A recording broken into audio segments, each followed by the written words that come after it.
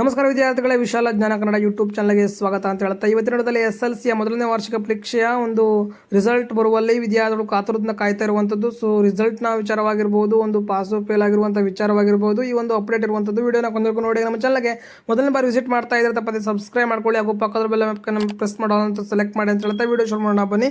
So ವಿದ್ಯಾರ್ಥಿಗಳೇ, SLC 2024ನೇ ಮೊದಲನೇ ವಾರ್ಷಿಕ ಪರೀಕ್ಷೆಯನ್ನು ಬರೆದಿರುವಂಥ ವಿದ್ಯಾರ್ಥಿಗಳ ರಿಸಲ್ಟನ್ನು ಏಪ್ರಿಲ್ನ ಕೊನೆ ವಾರ ಅಂತಿದ್ರು, ಮೇ ಮೊದಲನೇ ವಾರ ಬರುವಂಥ ಚಾನ್ಸಸ್ ಸಿಕ್ಕಾಪಟ್ಟೆ ಇದೆ. ಮೇ ಮೊದಲನೇ ವಾರ ಖಂಡಿತ ನೀಡ್ತಾರೆ ಅಂತಿರ್ಬೋದು. ಹಾಗೂ ಸಾಕಷ್ಟು ವಿದ್ಯಾರ್ಥಿಗಳು ಪಾಸ್ ಆಗಿರುವಂಥ ವಿಚಾರ ಕೂಡ ಇದೆ. ಬಹುತೇಕ ವಿದ್ಯಾರ್ಥಿಗಳು ಅಂತಂದರೆ ಫೇಲ್ ಆಗುವ ಸಂಖ್ಯೆಗಿಂತ ಪಾಸ್ ಆಗಿರುವಂಥ ಸಂಖ್ಯೆ ಜಾಸ್ತಿ ಇರುವಂಥದ್ದು.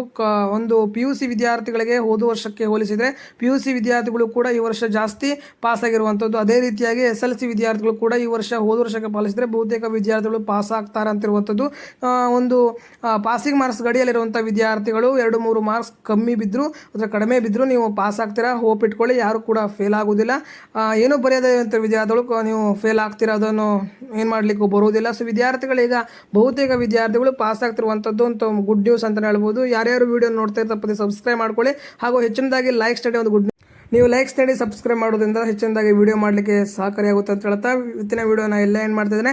SLC ವಿದ್ಯಾರ್ಥಿಗಳಿಗೆ ಏನೇ ಅಪ್ಡೇಟ್ ಬೇಕಾದರೂ ಕಮೆಂಟ್ ಮಾಡಿ, ಏನೇ ಪ್ರಶ್ನೆಗಳಿದ್ರು ಇನ್ಸ್ಟಾಗ್ರಾಮ್ ಬಂದು ಫಾಲೋ ಕೂಡ ಮಾಡಿ ಪ್ರಶ್ನೆಗಳನ್ನು ಕೇಳ್ಬೋದು ಅಂತ ಹೇಳ್ತಾ ಮುಂದಿನದಲ್ಲಿ ಮತ್ತೆ ಸಿಗೋಣ. ಜೈ ಹಿಂದ್, ವಂದೇ ಮಾತರಂ.